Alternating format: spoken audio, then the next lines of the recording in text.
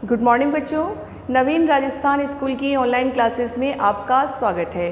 प्यारे बच्चों, कक्षा 8th की ऑनलाइन क्लासेस हम शुरू कर चुके हैं और इसमें हमने चैप्टर 1 और 2 का विस्तृत अध्ययन प्राप्त कर चुके हैं। अब इसमें जो हमने फर्स्ट लेसन पढ़ा था वो ईश्वरीय वंदना के रूप में एक कविता थी, अभी ना होगा मेरा अंत, और वहीं दूसरा अध्याय भी हम पढ़ चुके हैं। बच्चों, आज हम पढ़ेंगे बस की यात्रा। ये एक ऐसी दर्द भरी कहानी है जिसमें किसी इंसान की पीड़ा ना होकर एक बस की पीड़ा को अभिव्यक्ति दी गई है। बच्चों, कहने को तो हरिशंकर परसाई जो इनके लेखक हैं, एक महान व्यंग्यकार लेखक हैं जिन्होंने व्यंग्य के रूप में अपनी एक विशेष ख्याति अर्जित की है। हरिशंकर परसाई को व्यंग्यकार, निबंध लेखक, रचनाकार, उपन्यासकार के रूप में जाना जाता है। हरिशंकर परसाई ने इस बस की यात्रा में किसी यात्रा का वर्णन ना करते हुए एक बस की जो बहुत ही पुरानी हो चुकी है, अर्थात एक वयोवृद्ध की भांति जो बहुत ही कृशकाय अवस्था में है, कई बार जो दुर्घटनाओं को झेल चुकी है, ऐसी जो बस है उस बस की बड़ी मार्मिक कहानी यहाँ पर दर्शाई गई है। बच्चों, हर मनुष्य कहीं ना कहीं आत्मीय जनों में या फिर आसपास के लोगों में या रिश्तेदारी में, नातेदारी में, संबंधों में मार्मिकता को देखता है।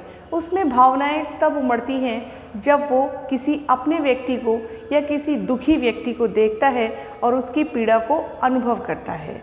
पीड़ा के अनुभव के भी दो माध्यम होते हैं। एक तो पीड़ा वो होती है जिसे हम स्वयं पर उतरता हुआ देखते हैं। जो पीड़ा स्वयं पर बीती हुई होती है उस पीड़ा का आत्मिक अनुभव होता है, और वहीं किसी और की पीड़ा को देखकर जब अपने ऊपर उस पीड़ा को महसूस किया जाता है तो उसे अनुभूति कहते हैं। तो बच्चों, इस कहानी में जो कहानी एक बस की दर्द भरी कहानी है उसको प्रकट किया गया है।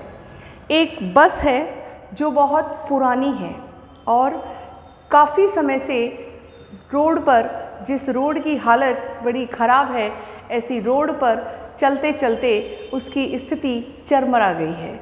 लेकिन जो बस के मालिक हैं वो उस बस को अंतिम समय तक यात्रा पर दौड़ाना चाहते हैं।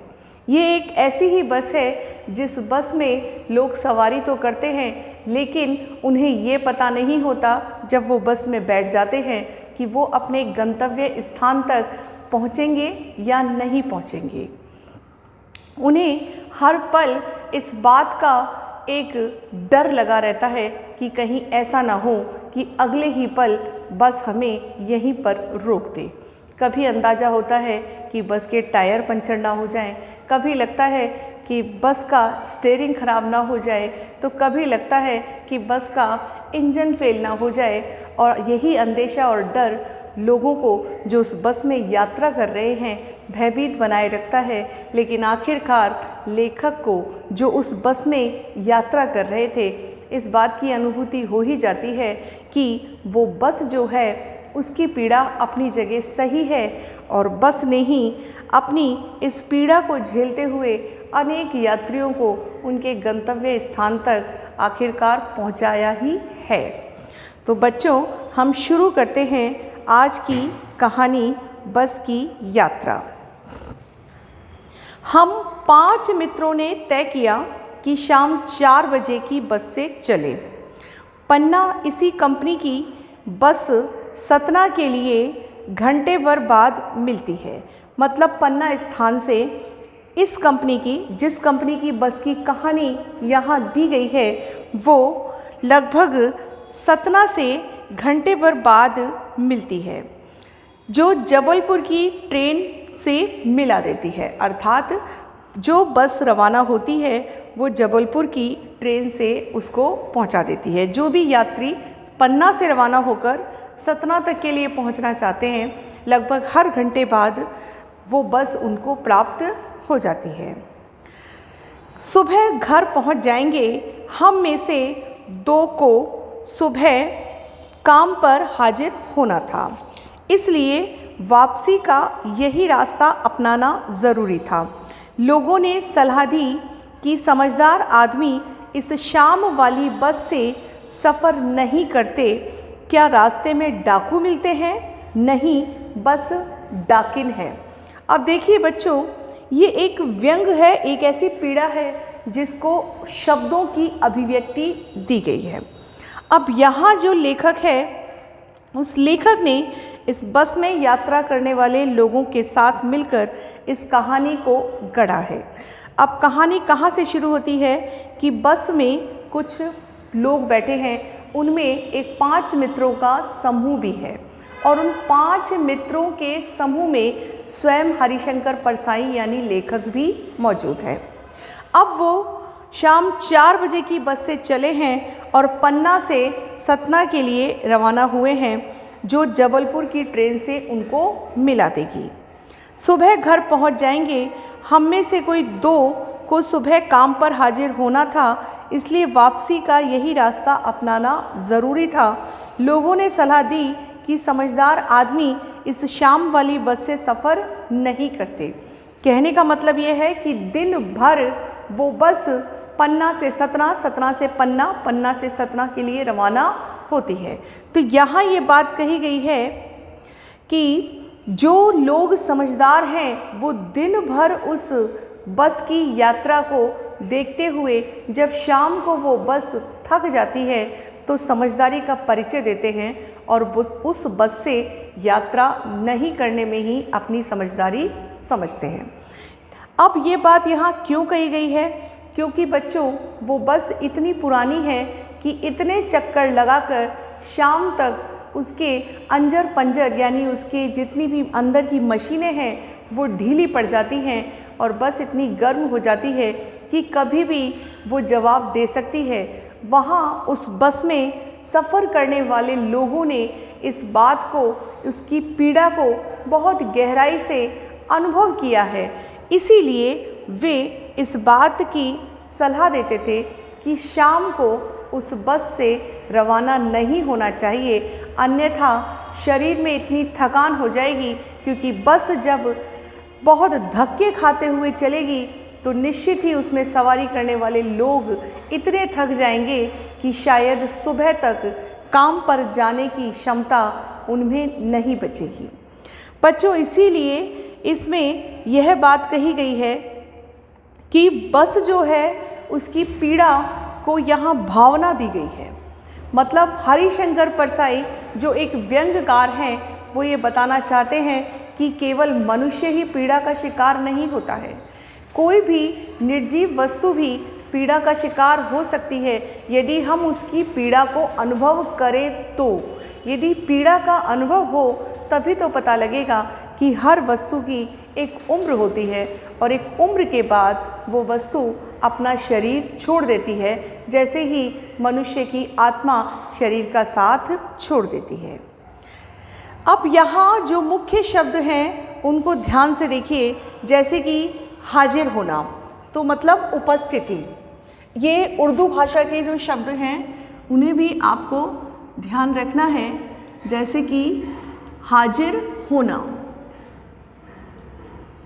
तो हाजिर शब्द का मतलब है हाजिर यानी उपस्थित, उपस्थित होना। कि बस जो है वो उसमें जितने भी लोग हैं जो समझदार हैं, जिनको सुबह काम पर हाजिर होना था, वो शाम की बस से उस बस में सफ़र ना करें, ये सलाह उन्होंने दी। अब यहाँ ये बात कही गई है कि क्या रास्ते में डाकू मिलते हैं, कि पन्ना से सतना के रास्ते पर कहा जाता है कि डाकुओं के अड्डे भी पड़ते थे। बच्चों, आज भले ही ये डाकुओं का रूप हमारे देश में आतंकवादियों ने ले लिया है, जो हमारे देश के ना होकर बल्कि अन्य देश के हैं, जिनका उल्लेख यहाँ नहीं किया है। तो ये ध्यान देना है कि पहले समय में डाकू हुआ करते थे, जो केवल अपने किसी भी प्रकार से सुख चैन को प्राप्त करने के लिए परिश्रम ना करते हुए बल्कि डाके डालने का काम ही करते थे। लेकिन उस समय के डाकू जो होते थे वो इतने भले भी होते थे कि गरीबों की सहायता भी करते थे, क्योंकि वो गरीबों का न लूटकर बल्कि अमीरों को ही लूटते थे। इतिहास में बहुत से ऐसे डाकू भी हैं जिनके नाम अमर हैं। अब यहाँ बात हो रही है कि बस से सफ़र ना करने की सलाह क्यों दी जाती थी। तो बस से सफ़र करने की सलाह क्यों नहीं दी जाती थी? तो वो सोच रहे हैं कि क्या रास्ते में डाकू मिलते हैं? नहीं, बस ही डाकिन है, अर्थात बस खुद एक डाकिन है। डाकिन जो होती है, जो बच्चों को कहानियों में डराने का एक भयावह रूप दिखाया जाता है, उसे डाकिन कहते हैं। तो बस ही डाकिन है, अर्थात बस ही लोगों को खा जाती है। कहने का मतलब ये है कि बस अक्सर रात को ख़राब हो जाती है और लोग फिर गंतव्य स्थान तक पहुंच नहीं पाते हैं। बस को देखा तो श्रद्धा उमड़ पड़ी। श्रद्धा का मतलब प्रेम या ऐसी अटूट आस्था जिसको देखकर हमें लगे कि वास्तव में ये बस तो बहुत ही वयोवृद्ध हो चुकी है। खूब यानी बहुत, और वयोवृद्ध यानी बूढ़ी। वयोवृद्ध, तो वयोवृद्ध का मतलब है बच्चों बूढ़ी हो चुकी है। तो यहाँ वयोवृद्ध शब्द जो है बच्चों ये बस के लिए आया है कि वयोवृद्ध है, बस बूढ़ी हो चुकी है। सदियों के अनुभव के निशान लिए हुए थी। लोग इसलिए इससे सफ़र नहीं करना चाहते थे कि वृद्धावस्था में इसे कष्ट होगा। यह बस केवल पूजा के योग्य ही थी, उस पर सवार कैसे हुआ जा सकता है। मतलब लोगों की ऐसी श्रद्धा थी, ऐसा मानना था उस बस को देखकर कि ये बस जो है ये बहुत ही पुरानी हो चुकी है और इस बस में सवारी करना अब किसी भी प्रकार से घातक हो सकता है। ये कभी भी दुर्घटना का शिकार हो सकती है और इसको कष्ट पहुंचाना ही होगा यदि हम इसमें सवारी करते हैं तो। इसलिए लोग उस पर सवार होने से डरा करते थे। इसलिए लोगों में ये भय था कि यदि हम इस बस में सवारी करेंगे तो कहीं भी हम इस बस के साथ न्याय नहीं कर पाएंगे। बच्चों, शायद आप पहली बार ऐसी कोई कहानी पढ़ रहे हैं जिसमें एक बस के प्रति दया भाव दिखाई जा रही है। कहीं भी हमने आज तक मानव के प्रति तो दया भावना देखी है, कितनी ही कहानियाँ पढ़ी हैं जिसमें सजीवों के प्रति दया भावना दिखाई जाती है, लेकिन ये पहली कहानी होगी आपके जीवन की जिसमें आपने एक निर्जीव वस्तु, हम कक्षा में या किसी भी प्रकार से घर में जो वस्तुएं टूट जाती हैं उनको पटक देते हैं, स्टोर में डाल देते हैं या फिर कबाड़ी को दे देते हैं। लेकिन यहाँ देखिए कि ये जो लेखक हैं, जो एक व्यंग्यकार हैं, जो ये बताना चाहते हैं कि हर अवस्था में हर चीज़ की एक दिन उम्र पूरी हो जाती है, तो उसके प्रति हमारे अंदर श्रद्धा का भाव होना ही चाहिए। बस कंपनी के एक हिस्सेदार भी उसी बस से जा रहे थे। अब बच्चों, ये जितनी बसें होती हैं इनकी कोई कंपनी होती है, आपको अच्छे से पता है। जितनी भी प्राइवेट होती हैं तो उनकी भी कंपनियों के अलग अलग नाम होते हैं, वो अलग अलग रूट पर अपनी अपनी बसें चलाते हैं। सरकारी बसें होती हैं वो भी सरकारी होती हैं। तो ये बस कंपनी है, अर्थात ये कोई प्राइवेट बस है। बस कंपनी के एक हिस्सेदार अर्थात बस कंपनी में काम करने वाला कोई व्यक्ति भी उस बस से जा रहा था। हमने उनसे पूछा कि यह बस चलती भी है। देखिए, प्रश्नवाचक चिन्ह लगा हुआ है, तो ये बात आपको ध्यान देनी है कि प्रश्नवाचक चिन्ह है और उद्धरण चिन्ह है। मतलब वो इस बात पर जोर देकर कह रहे हैं कि क्या ये बस चलती भी है, प्रश्न है। तभी बस कंपनी के हिस्सेदार ने जवाब दिया। वह बोले, चलती क्यों नहीं है जी। देखिए, जो विराम चिन्हों का प्रयोग यहाँ हुआ है वो इसकी विशेषता है, तो ये ध्यान देना। देखिए, दोबारा से एक आश्चर्य सूचक या संबोधन सूचक, देखिए ये जो चिन्ह है, ये चिन्ह आपको ध्यान देना है कि इसको हम संबोधन संबोधक सूचक और विस्मय सूचक दोनों के रूप में जानते हैं। मतलब ये संबोधक सूचक भी है और विस्मय सूचक भी है। तो ये ध्यान रखना है कि जहाँ भी ये किसी व्यक्ति के संबोधन में लगता है तो वहाँ ये संबोधक सूचक हो जाता है, और कहीं आश्चर्य को प्रकट करता है तो विस्मय सूचक होता है। जो भी पाठ आप पढ़ते हैं उसमें कहीं ना कहीं भाषागत एक विशेष बात होती है जिसको भी साथ के साथ हमें ध्यान देना चाहिए। तो वो कह रहे हैं कि चलती क्यों नहीं है जी, अर्थात उन्होंने लेखक की बात का जवाब देते हुए कहा है अभी चलेगी। हमने कहा वही तो हम देखना चाहते हैं कि अपने आप चलती है यह, हाँ जी, और कैसे चलेगी। अब लेखक उससे कह रहे हैं कि हम ये देखना चाहते हैं कि ये बस अपने आप चलती है या फिर इसको धक्का लगाकर चलाना पड़ता है। कहने का तात्पर्य है कि लेखक को उसकी कृशकाय अवस्था को देखकर, उसकी वयोवृद्धता को देखकर उस पर तरस आ रहा है और वो सोच रहे हैं कि कहीं ना कहीं हम इसे कष्ट ही पहुंचा रहे हैं कि ऐसी वयोवृद्ध बस में हम यात्रा करेंगे तो हमारा वज़न इस बस के वज़न पर एक ऐसा भार डाल देगा कि कहीं ना कहीं ये बस जो है ये एक करुणा प्रधान मूर्ति की भांति हमसे प्रश्न करेगी कि मैं इतनी वयोवृद्ध, इससे तो आप पैदल ही चल लेते तो कहीं अच्छा था।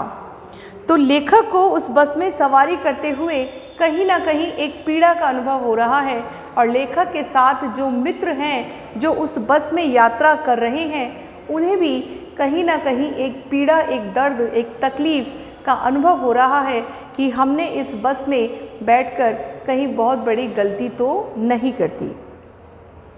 गजब हो गया, ऐसी बस अपने आप चलती है।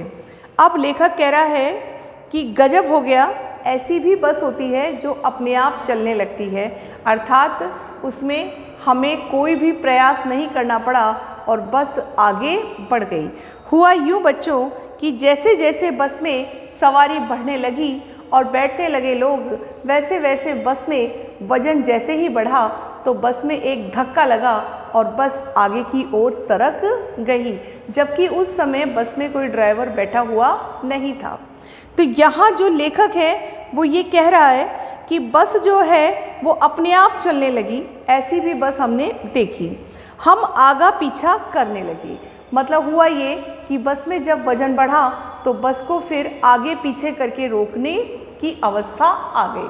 मतलब कुछ लोग आगे खड़े हो गए और कुछ लोग पीछे खड़े हो गए कि उसका संतुलन, बैलेंस पूरी तरह से बनाया जा सके।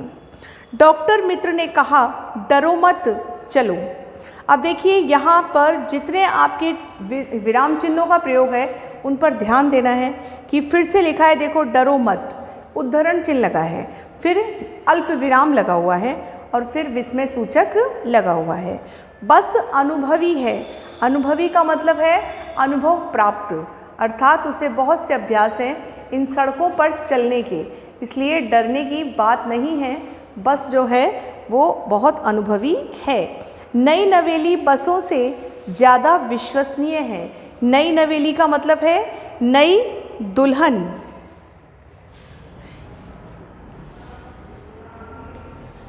नई नवेली का मतलब है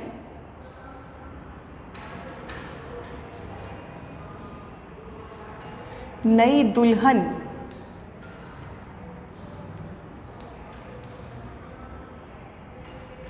कि जैसे नई नवेली दुल्हन जो होती है वो बड़ी धीरे धीरे हर पाँव को बड़ा साध कर, बड़े धीरे धीरे चाल से पैरों को जमाते हुए चलती है कि कहीं पायल के अलावा पैर की आवाज़ ना हो जाए।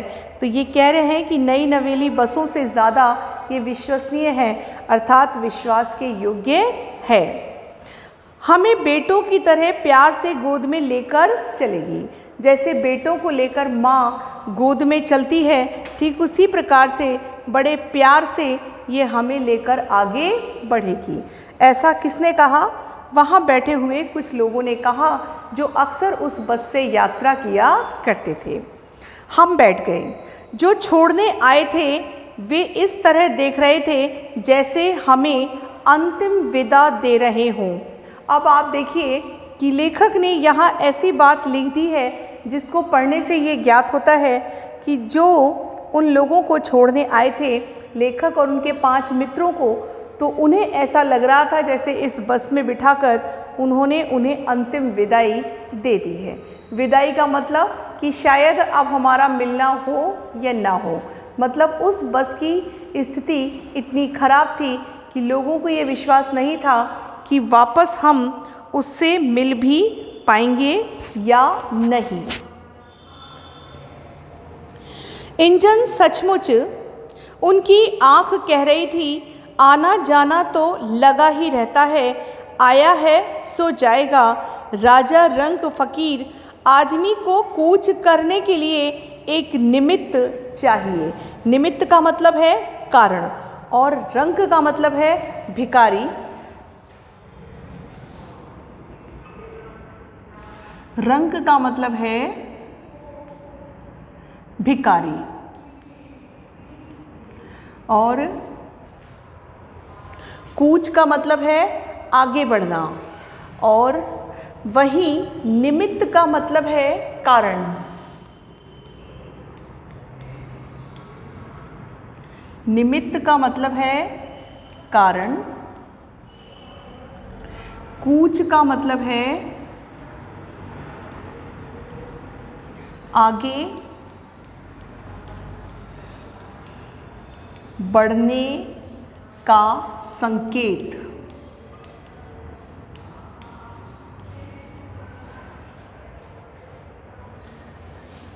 या फिर युद्ध का संकेत कि कूच कर दिया है, आगे बढ़ने का संकेत। कि उनकी आंखें, जो लेखक और उनके मित्रों को छोड़ने आए थे, उनकी आंखें कुछ इस प्रकार कह रही थी कि जैसे कि जीवन की लीला तो आनी और जानी ही है, जो आया है उसे जाना निश्चित है, तो फिर हम डर डर कर अपनी जीवन लीला क्यों समाप्त करें। इसलिए किसी भी प्रकार से भयभीत नहीं होना चाहिए।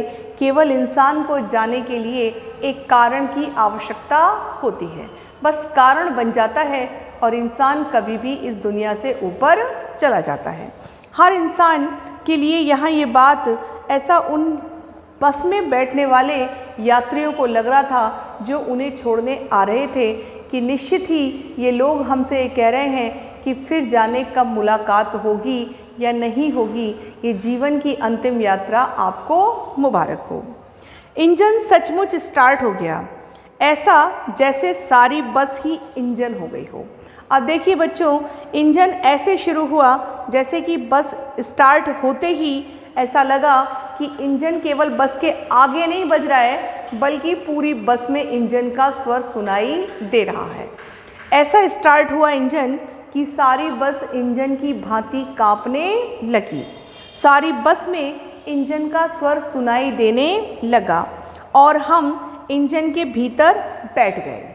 हुआ ये कि ऐसा लगा कि हम बस में नहीं बैठे हैं, बल्कि हम इंजन के अंदर बैठे हैं और सारी बस जो है वो इंजन की जैसी ही हो गई है। अर्थात बस में केवल इंजन का भाग जो आगे है वो ही इंजन नहीं है, बल्कि पूरी बस इंजन के समान है और पूरी बस में एक विशेष प्रकार का कंपन हो रहा है। उनसे हमें बचना था। हम फौरन खिड़की से दूर सरक गए। अब इंजन जो है वो खिड़कियों के कांच जो है खरखर आवाज़ करते हैं।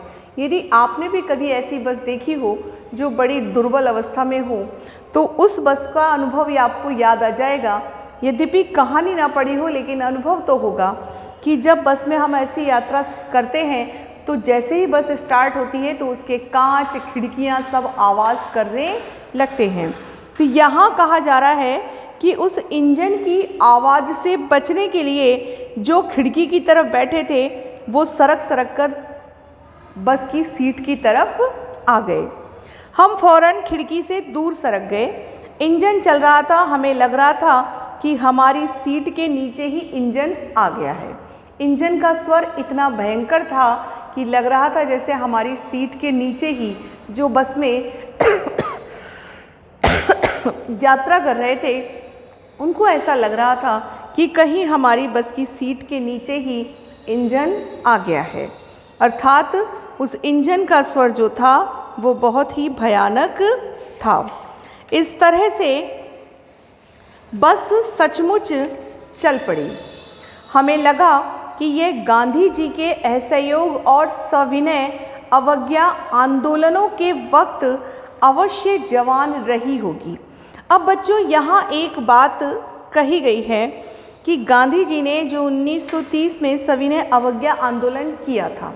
सविनय अवज्ञा, अवज्ञा का मतलब है आज्ञा का उल्लंघन करना, जो आज्ञा का विलोम है वो अवज्ञा है। तो सविनय का मतलब है प्रार्थना के साथ, प्रार्थना सहित, और अवज्ञा का मतलब है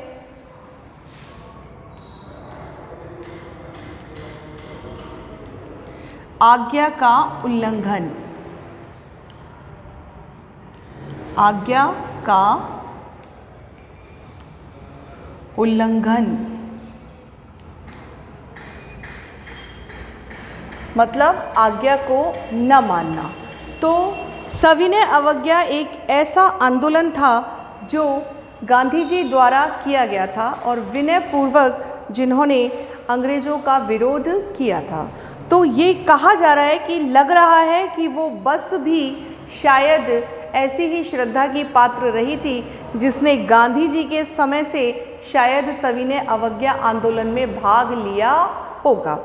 अब यहाँ ये बात कही जा रही है कि इस बात का मतलब क्या है। ये एक व्यंग है और ऐसा व्यंग है, मतलब कहने का तात्पर्य है कि वो बस इतनी पुरानी थी कि उसको चलते चलते 80-90 साल हो गए।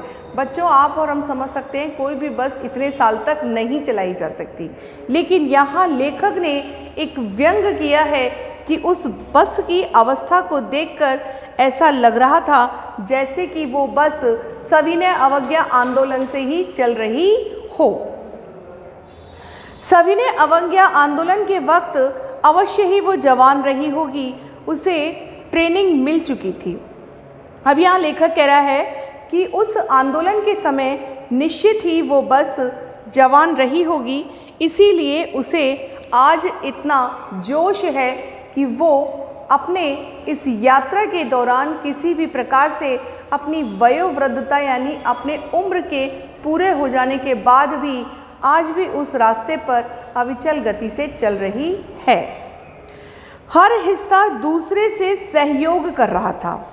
अब यहाँ क्या बात है कि हर हिस्सा जो है वो दूसरे से असहयोग कर रहा था। तो कहने का मतलब है कि बस जो है उसका हर हिस्सा यानी स्टीयरिंग, उसका इंजन, उसकी खिड़कियाँ, उसके और पार्ट्स जो हैं वो सब ऐसे चल रहे थे जैसे कि वो एक दूसरे के साथ सहयोग करने की इच्छा नहीं रख रहे हैं। बच्चों, जैसे कहा जाता है कि एक उम्र के बाद व्यक्ति थकने लग जाता है, तो इस बस का हर एक भाग जो है वो इतना थक चुका है असहयोग आंदोलन के समय से चलते हुए। यहाँ ये बात केवल व्यंग में कही गई है, इस बात को ध्यान में रखना है कि लेखक जो है उसकी अवस्था को देखकर ऐसा व्यंग कर रहा है कि लगता है जैसे सविनय अवज्ञा के समय से ये बस ऐसे ही चल रही है। और अब बस का हर हिस्सा जो है वो उस असहयोग आंदोलन के कारण अपनी ये प्रेरणा ले चुका है कि हमें बस की सहायता नहीं करनी है और सब एक दूसरे से विरोध में है, लेकिन बस जो है वो अपनी यात्रा की ओर चलती जा रही है। पूरी बस सविनय अवज्ञा आंदोलन के दौर से गुजर रही थी। सीट का बॉडी से असहयोग चल रहा था। अब वो कह रहा है कि जो बस की सीट है उसका बॉडी यानी जो मनुष्य उसके साथ बैठा हुआ है, उस सीट पर जो बैठा हुआ है उसके साथ उसका असहयोग चल रहा था।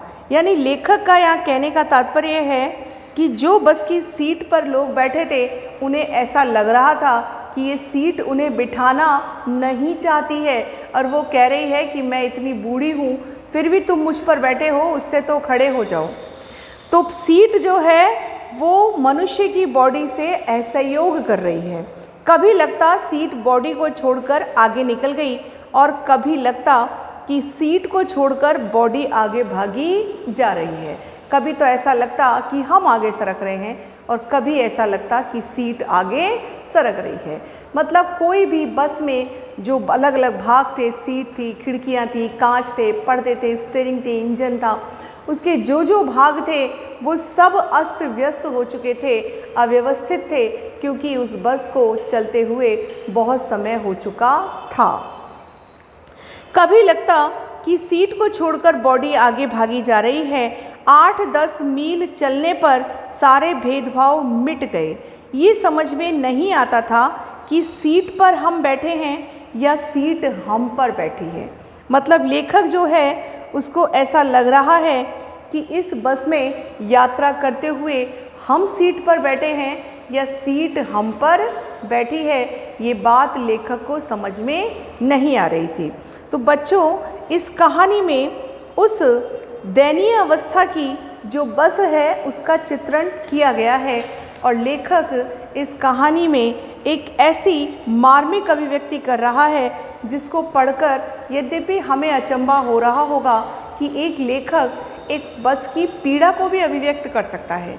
बच्चों, कहने को तो हर वस्तु जिसे हम अपने जीवन में अपनाते हैं और फिर कचरे की भांति फेंक देते हैं, जिन पैरों के सहारे हम चलते हैं उसमें जो जूते धारण करते हैं उसका भी कम महत्व नहीं होता।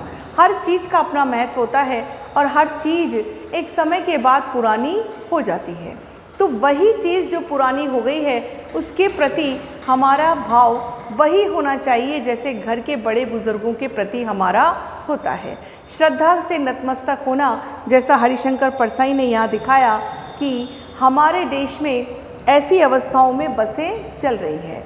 ये एक तरह से हमारे देश की जो बसों की व्यवस्था संभालने वाले यातायात विभाग हैं उनकी ओर भी एक कटाक्ष है, एक ऐसा व्यंग है कि वो ये बताना चाहते हैं कि हमारे देश में जो सरकारी विभाग हैं और जो बस को ऐसी यात्राओं पर लगा देते हैं जिन बसों की लगभग उम्र पूरी हो चुकी है, उनका किसी प्रकार से ऐसा उद्धार नहीं होता कि उनकी काया पलट हो सके।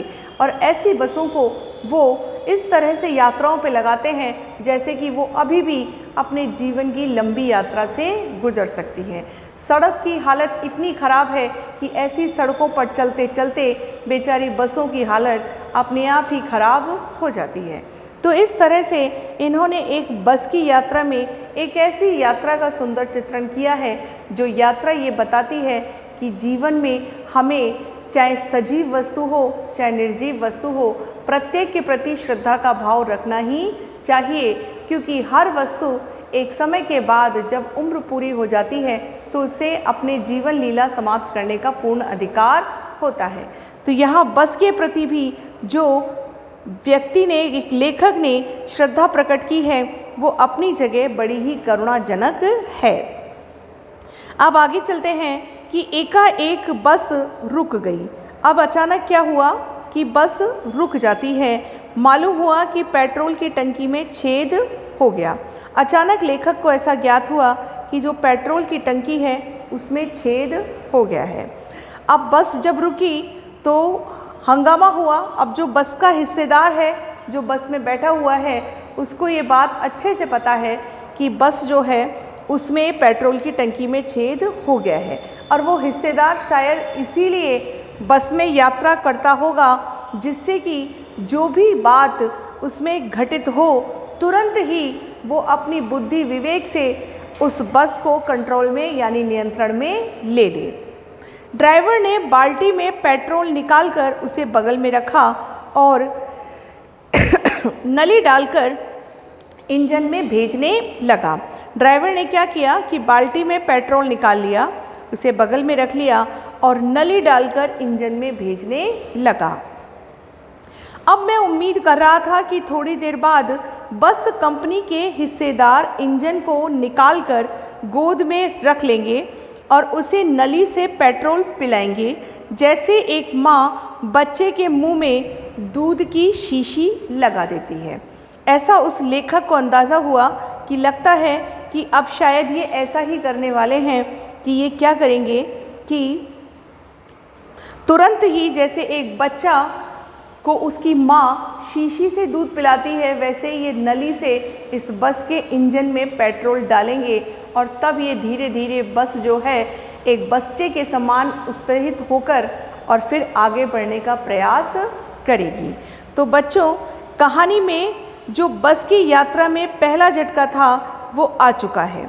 अभी तक तो जो यात्रा लोग कर रहे थे उनको ऐसा महसूस हो रहा था कि कभी सीट आगे होती है, कभी सीट पीछे होती है, इस तरह से उसे लग रहा था।